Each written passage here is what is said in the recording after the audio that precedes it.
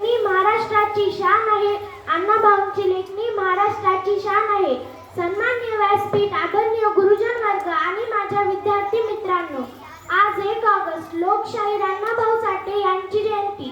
शोषितांच्या आक्रोश शब्दातून अण्णाभाऊ साठे यांना नमन करून मी माझे 2 शब्द आपल्या समोर सादर करते.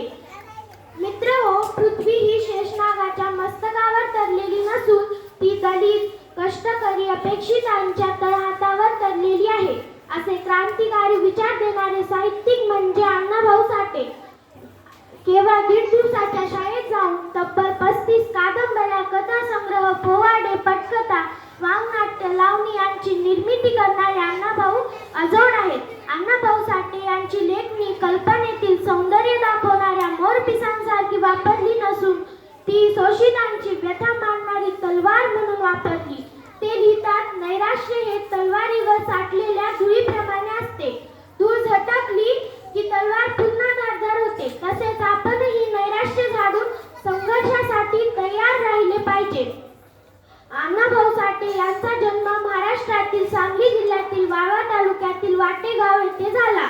हा महान साहित्यरत्न 1920 साली त्या काळी अस्पृश्य मानल्या जाणाऱ्या मांग या समाजात जन्मला.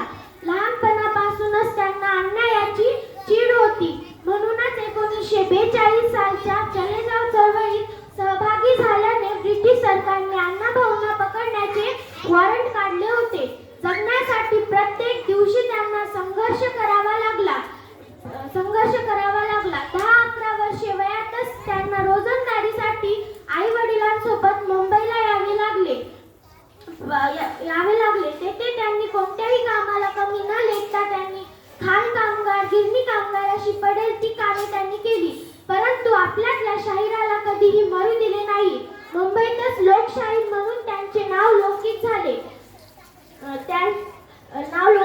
अण्णाभाऊंची तडफदार लेखणी आणि बुलंद आवाजाने संयुक्त महाराष्ट्र चळवळीत आकाशच पेटवून दिले. त्यांचा माझी मैना गावाकडे राहिली हा पोवाडा विशेष गाजला. आपल्या रशिया प्रवासाच्या अनुभवांवर माझा रशियाचा प्रवास हे पुस्तक त्यांनी लिहिले आहे. त्यांच्या मनावर कार्ल मार्क्स आणि डॉक्टर बाबासाहेब आंबेडकर यांचा प्रभाव होता. संपत्ती आणि कीर्ती यांच्या मागे कधीही न